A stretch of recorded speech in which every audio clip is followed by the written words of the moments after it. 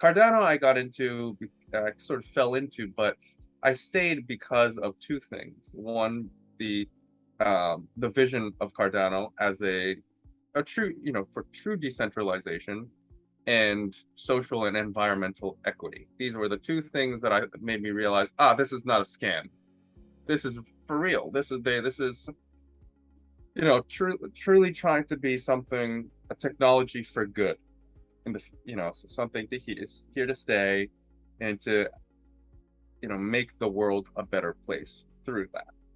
And I was kind of impressed by that, and I think that kind of mentality filters down into the communities themselves, and these are the people who lead those communities, right? So the people who got me started in the space, like Fadukan, Greek Freak, all these people, their communities everywhere, in every chain, on Solana, whatever.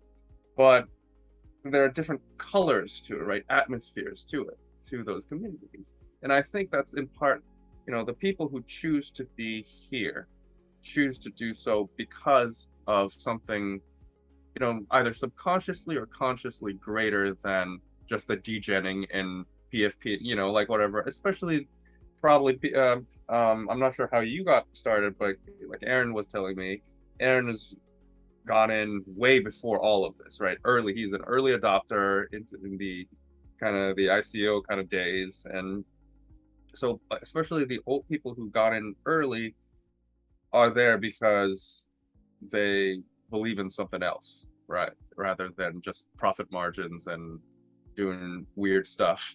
So, and then I told Otodojo, I think, be Otodojo, he'll tell you more about his philosophies and thoughts, but I was like, maybe this is a good match for us,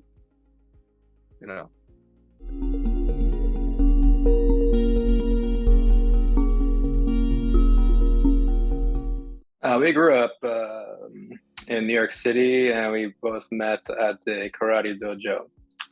I believe Ryu was like 10, I was 8. So we kind of grew up doing martial arts together. Yeah. It's been a long time. It's been definitely, Yeah. it's like time flies because, we've been in the thick of it for, working on this project and all that. But if we look back, it's already been over, like it's been like 20, almost 25 years since we Yeah. met, like each other. We grew up and in the same environments doing, martial arts, and kind of, it's just, we kind of wound up over here after all these, like, different developments in our lives. So Yeah, we became friends through video games. I think Ryu brought his Dreamcast over to one of these like New Year's parties, and we were just playing these like Sega video games and bonding over them. And then eventually we just, we would like hang out and play video games. And eventually he invited me to one of these concerts at the Juilliard Pre-College. If you're not familiar, Juilliard's like this kind of like prestigious music school out of New York. And so the pre-college would have all these kind of like savant or like genius, like prodigious musicians who would just be doing recitals every weekend. And yeah, through that I became more acquainted with like classical music world, and also hanging out with Ryu when I can get the chance. He was always quite busy though, like preparing for recitals and stuff. I'm very honored to say, and happy to say, that it's one of the very few friendships that I've had that have lasted throughout like all these different phases of my years. Like we saw a lot of times people come and go, we grow and we change, and these relationships kind of not, they either new relationships are made, old relationships kind of fade away, but we've always, been there together. So not to sound too cheesy, but I'm very fortunate. Oh.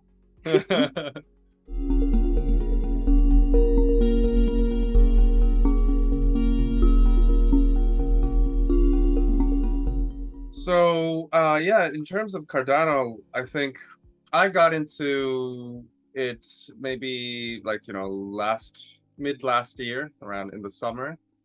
And I told Otodojo about this around maybe in the fall. I say, hey, I'm kind of, neck deep in this Cardano world. But I think um, going back before that, I think both Otodojo and I had been sort of entertaining, the whole when NFTs start to become like a buzzword that came into the space. We were started hearing about Beeple and all that. We were like, huh, this is really, really interesting. And I always tell this story about how like artists have like since our youth, artists have gone through a lot of sort of different sort of transformations in terms of how the dissemination of their work.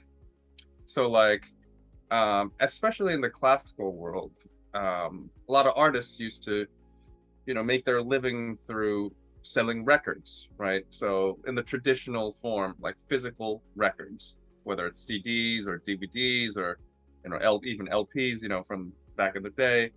And then all of a sudden, that kind of changed overnight when P2P sharing became a thing back in like the mid 90s or something, LimeWire, Kazaa, it changed. It was a paradigm shift that toppled HMV and Tower Records, and people were no longer buying, and they were downloading everything for free, and so the business models took a completely different turn, and many artists, I grew up seeing many artists suffer through that because they could no longer, you know make a living through their work, especially the smaller upcoming artists, or maybe the ones more indie artists who didn't have a bigger following, right? So it's like unless you were a multi-platinum selling artist, you were having a hard time. And all these different transformations happen. And through my experience, like working in in art law and on all that, I was like, you know what? Once NFTs came about, I was like, this is truly interesting. This really brings power back into the hands of artists, for the first time, and it also brings together collectors, communities, right? So that the consumers of that art and the artists much closer together through this kind of, it's not a social contract, but this idea of authenticity, right? So it's undisputable authenticity. Now having that is like a starting point, sort of the gateway for the two sides to become one.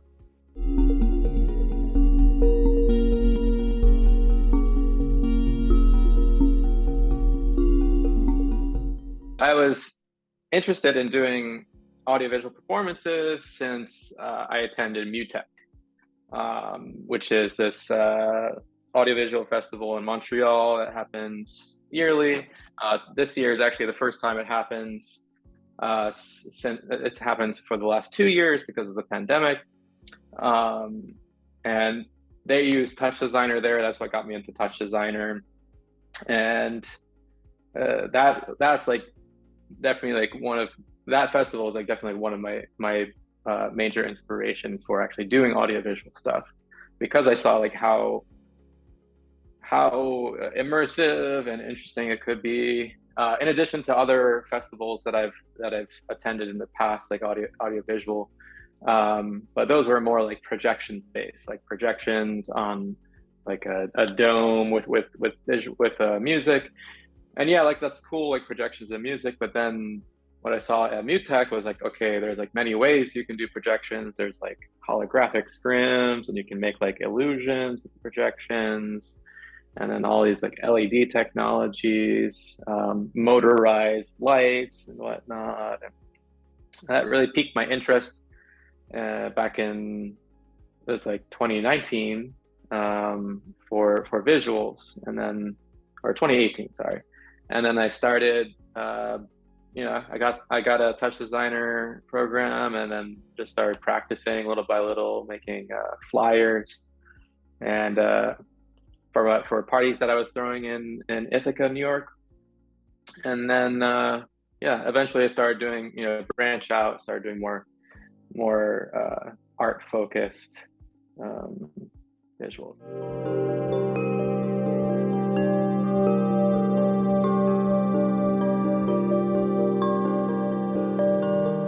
It's the synthesis of, Otodojo's experiences and perspectives and kind of sort of senses, right? Sensitivities that, and kind of artistic sensibilities that called to me immediately, right? There's a sort of the Japanese heritage kind of feel, the thing where there's a little bit of that. And I know I'm speaking for Otodojo now, but right, but like there's this a little bit of Zen kind of feel to it, a little bit. There's this sort of the anime that we grew up watching together, Uzumaki, like Uzumaki Naruto, like from the Naruto animes.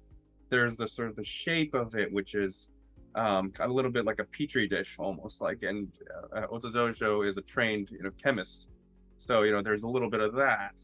There's the sort of, so a lot of the imagery almost looks, it's, you're not sure whether it's macroscopic or it's microscopic, and it's like it plays with your senses that way.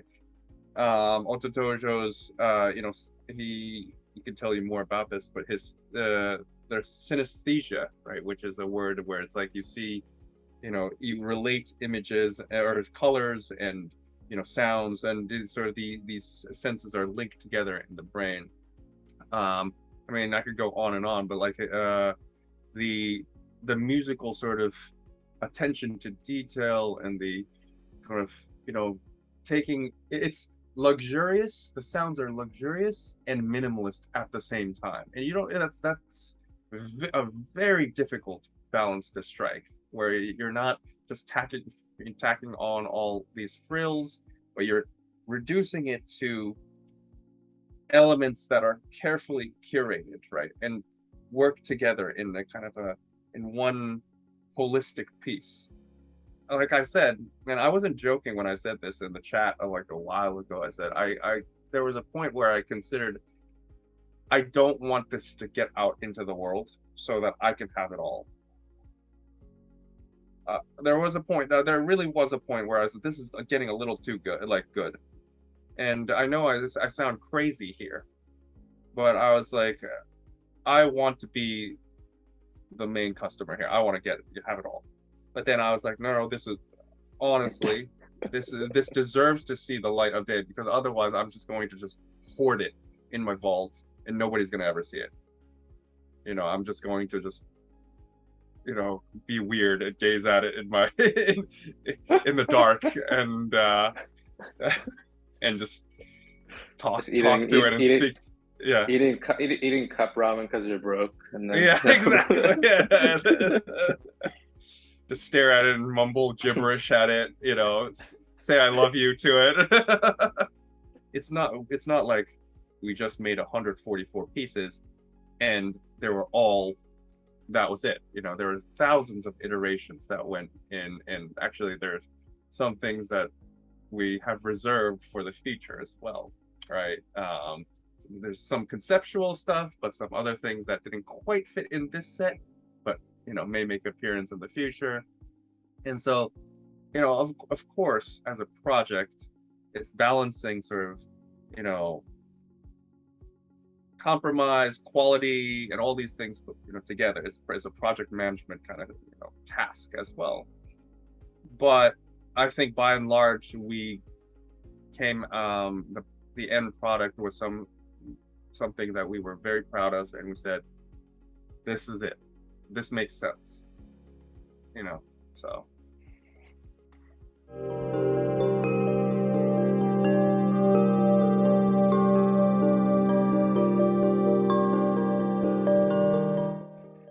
I think there are definitely challenges. Like, I guess I'm not like too well versed in Cardano. Probably Ryu's better to answer this question. But I believe there are some like minting sites that are coming online within the future.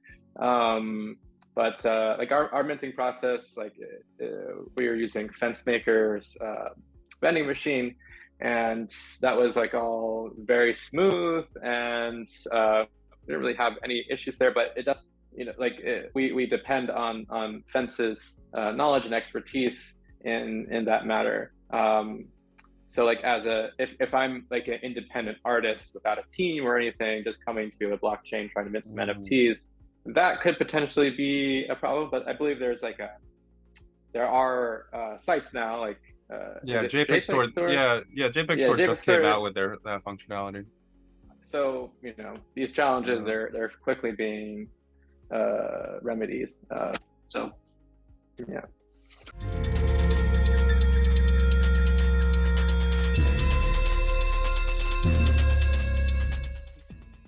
One of the things, aside from the artistic considerations, is sort of what we want to bring for each collection. We want to do something that's engineering, like significant from an engineering standpoint, right? So that we're pushing the boundaries of what's possible in Cardano. And I think there are a lot of, frankly, there are many people doing that wonderful things, to sort of innovative things to go around these kind of sort of solutions to these roadblocks in a way, kind of challenges.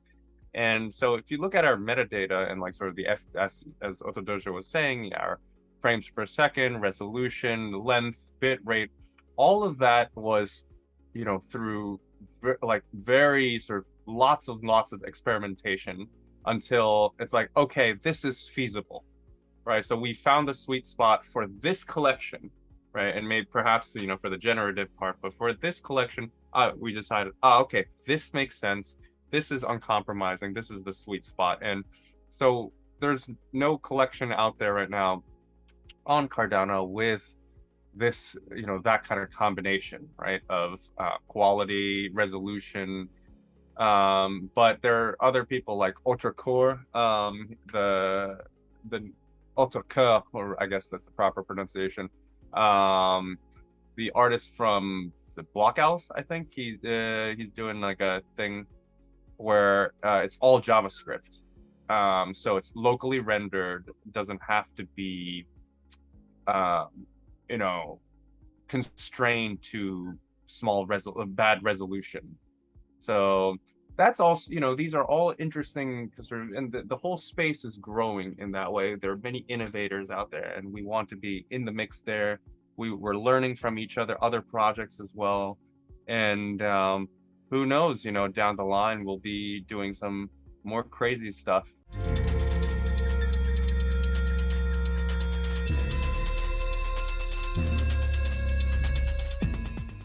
I mean, yeah, we touched on that in terms of more, I guess tools that are easily accessible to newer people new to the space, right? So it's like if you have like kind of and I think there are a lot of competing resources out there on like JPEG Store, NFT Maker, and Maker, I guess, right out there. There are all these different platforms, but that'll come in time. What I noticed, like within the Ethereum space, like with Foundation in particular, like I was like present at Discord when all this was happening. They had like the whole they had like this like Twitter protest times with artists because they were not being like featured or like represented on the Foundation website, even though like they're just as good as artists as anyone else.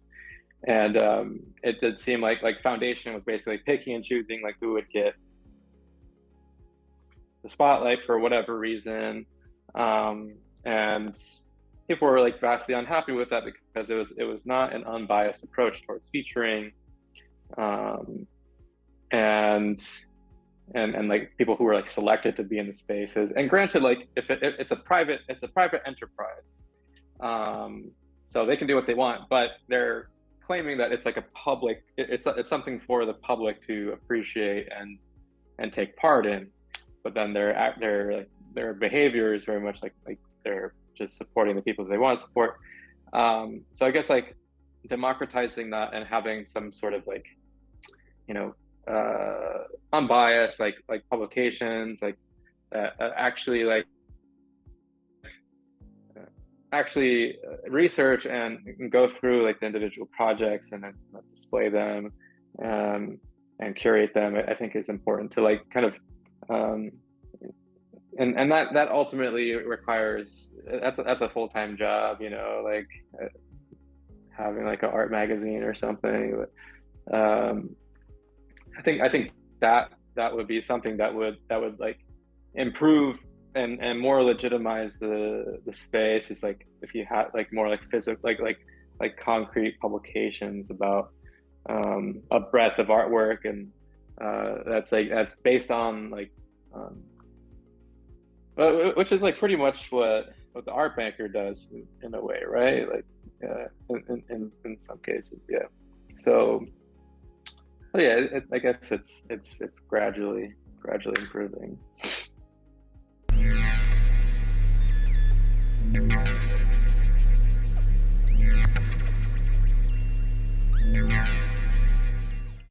So it was a lot of like this iterative process of like going back and forth of like figuring out what exactly this mood is and how exactly is it different from the other ones, and then keeping it consolidated into that world.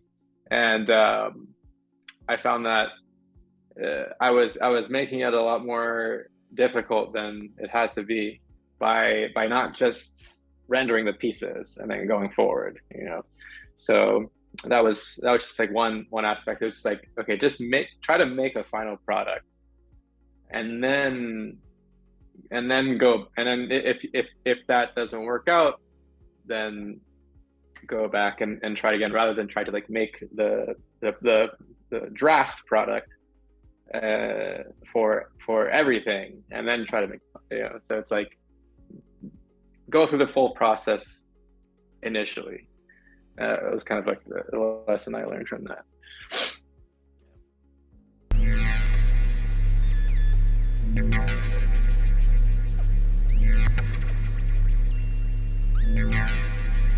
Yeah, so aside from the people who collect the full 12 moods, they kind of they'll get like an airdrop of a separate NFT that's like the full one.